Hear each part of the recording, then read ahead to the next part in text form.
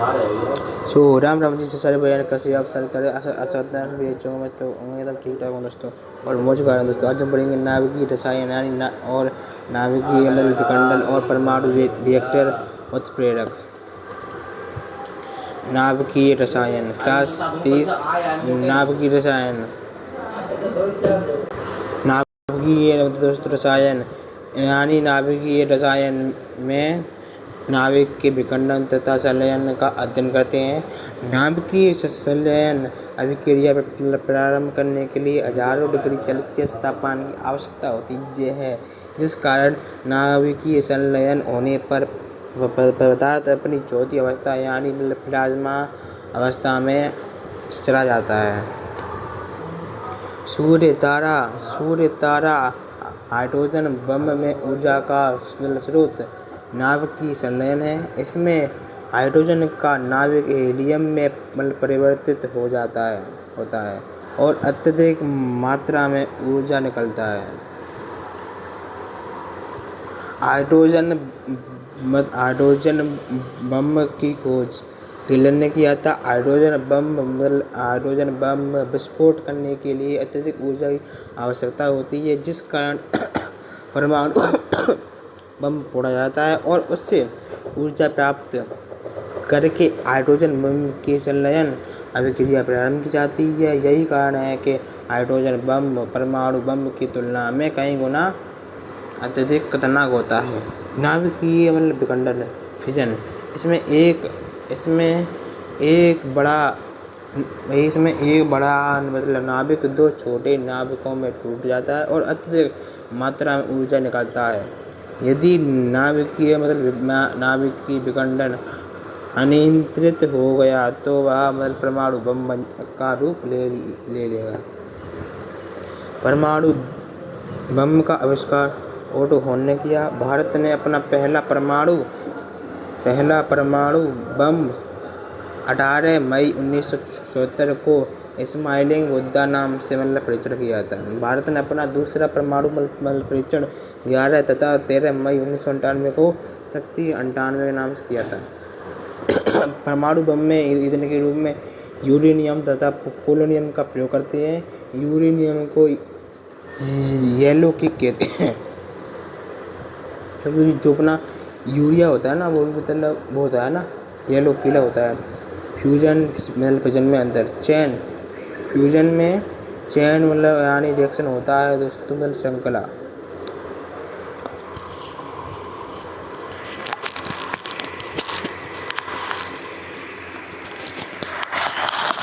दोस्तों फ्यूजन यानी संलयन, इसमें चैन रिएक्शन होता है, चैन श्रृंखला।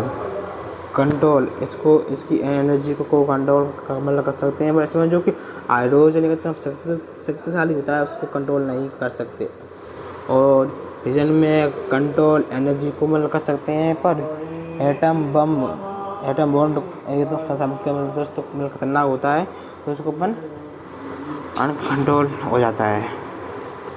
दोस्तों परमाणु रिएक्टर जिस स्थान पर परमाणु विखंडन की क्रिया कराई जाती है उसे परमाणु रिएक्टर कहते हैं। जिस स्थान पर परमाणु विखंडन की क्रिया कराई जाती है उसे परमाणु रिएक्टर कहते हैं। भारत का पहला परमाणु रिएक्टर राबेयान मुंबई में स्थित भाभा परमाणु अनुसंधान केंद्र भाभा यानी एटॉमिक रिसर्च सेंटर में 1956 में अप्सरा को लगाया गया था, जो कि भारत का पहला परमाणु रिएक्टर था। वो मुंबई में भाभा अनुसंधान केंद्र में लगाया गया था, जिसका नाम अप्सरा था। भारत का कामिनी रिएक्टर कल्पकम में स्थित है। दोस्तों नियंत्रक क्षण विखंडन के फलस्वरूप 3 न्यूट्रॉन उत्सर्जित होते हैं। इनमें 2 न्यूट्रॉनों को कैडमियम या बोरॉन का छड़ लगातार सोख लिया जाता है ताकि विखंडन अभिक्रिया नियंत्रित रह सके। इसी छड़ को नियंत्रण छड़ कहते हैं। अब पढ़ेंगे दोस्तों अपन उत्प्रेरक यानी एकदम कैटालिस्ट।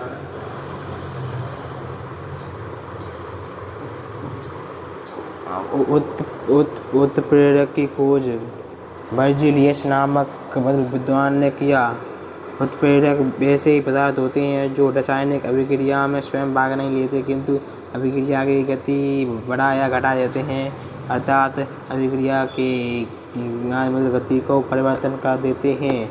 यानी उत्प्रेरक यानी जले पे नमक छिड़कना। अगर दो लोगों में लड़ाई हुई तो वो एकदम तीसरा यानी उत्प्रेरक के रूप में भिन्न भड़काओ उसे कहते हैं। ठीक है, उत्प्रेरक यानी नमक छिड़कना। उत्प्रेरक दो प्रकार के होते हैं। पहला धनात्मक उत्प्रेरक जो कि अभिक्रिया की गति को बल बढ़ाता है। एग्जाम्पल है MnO3 Fe यानी आयरन और B2O5। दोस्तों ऋणात्मक उत्प्रेरक यानी ये अभिक्रिया गति को एकदम घटाता है। Example C2H5OH alcohol. उत्प्रेरक वर्धक वैसे पदार्थ जो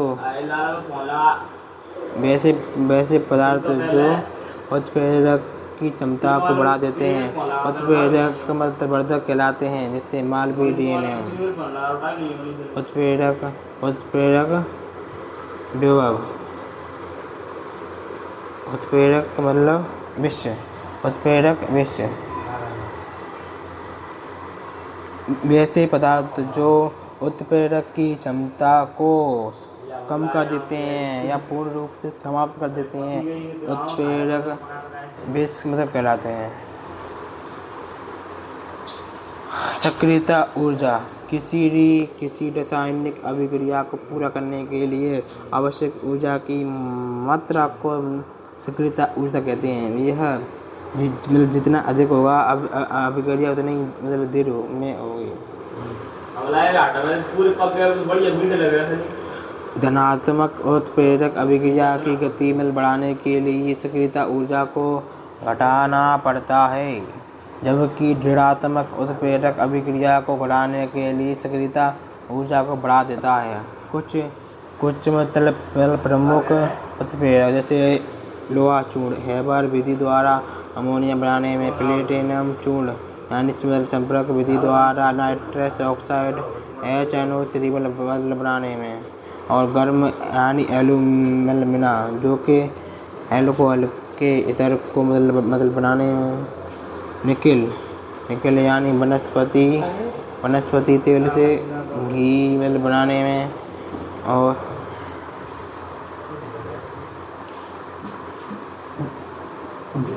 जाइमेज एंजाइम का यूज ग्लूकोज से एथिल अल्कोहल बनाने में, और इनवर्टेज एंजाइम शर्करा से ग्लूकोज तथा फ्रुक्टोज बनाने में। और दोस्तों लैक्टिक अम्ल यानी दूध को दही जमाने में, लैक्टिक बेसिली दूध से लैक्टिक एसिड बनाने में। डिकोल अमोनिया किस बनता है?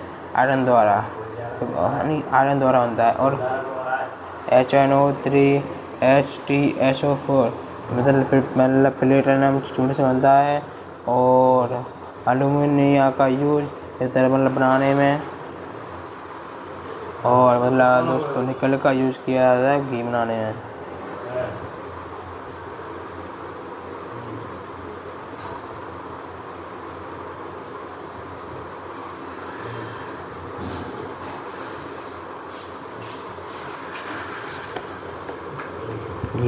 ओके दोस्तों, आज के लिए दोस्तों तब तक के लिए दोस्तों जय हिंद, जय भारत, भारत माता की जय।